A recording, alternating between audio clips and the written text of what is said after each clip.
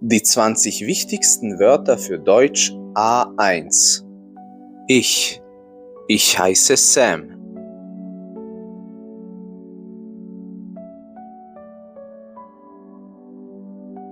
Du, wie heißt du?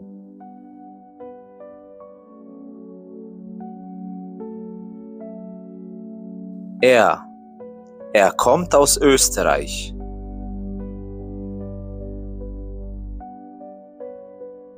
Sein, ich bin krank.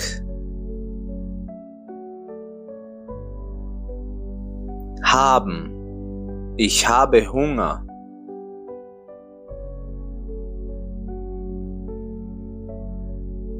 Kommen, ich komme aus Kanada.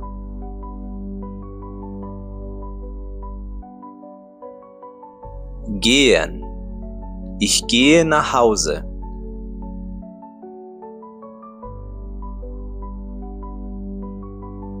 Machen, was machst du?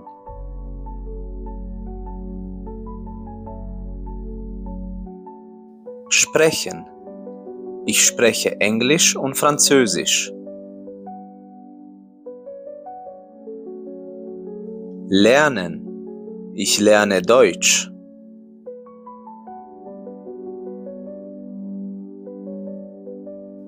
Essen, ich esse Pizza.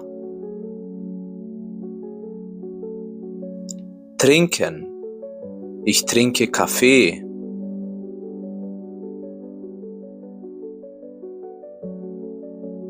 Kaufen, ich kaufe die Kopfhörer.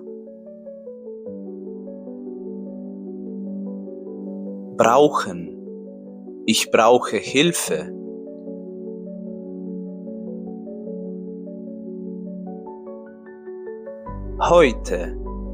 Heute ist Montag.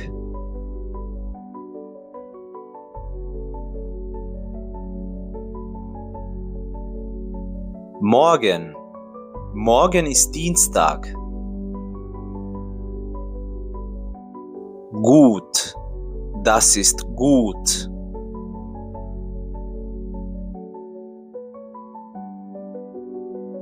Verstehen, ich verstehe nicht. Danken, ich danke dir.